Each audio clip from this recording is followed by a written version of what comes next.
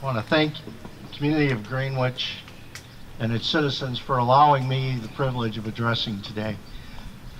Like I said, my name is Bryan Hartley, and I grew up in Greenwich. I graduated from South Central High School.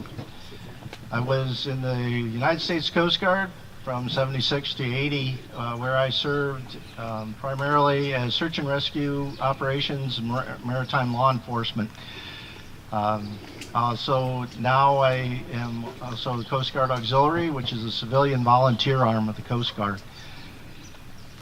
Memorial Day was hard for me to understand when I was younger, talking into my early teen years.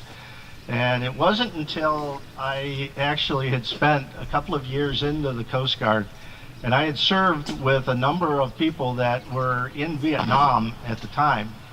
When I was in, or just went in, the Vietnam conflict had been starting to wind down. The selective service was being ended, and it was becoming more of a civilian or a volunteer force to be in the military.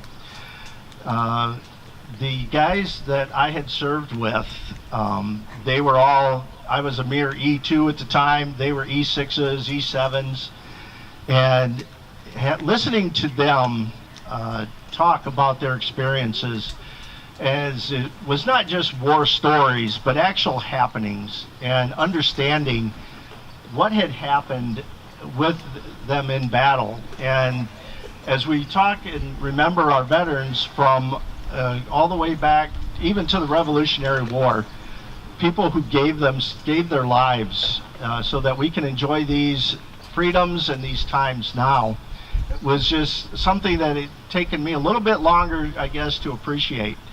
As I've gotten older, of course, now I appreciate them a whole lot more.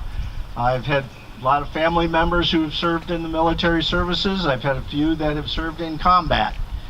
And bullets are bullets, whether it's from one wartime to another. And I hope that we always keep thinking of these people. They take off to go as they're young, and we expect great things out of them.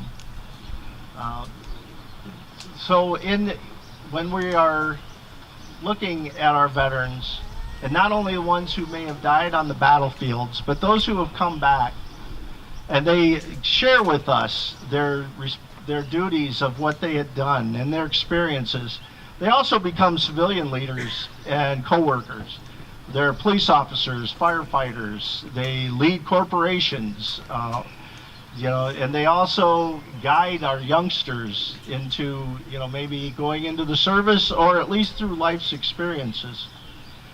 Some of the other things that we need to remember also is there's now with so many other people going into the services, we have mothers and wives that are being deployed and that are actually being killed in action, and we need to remember those. We need to remember their families, and also the folks who stayed behind to run the households, to pray for our folks.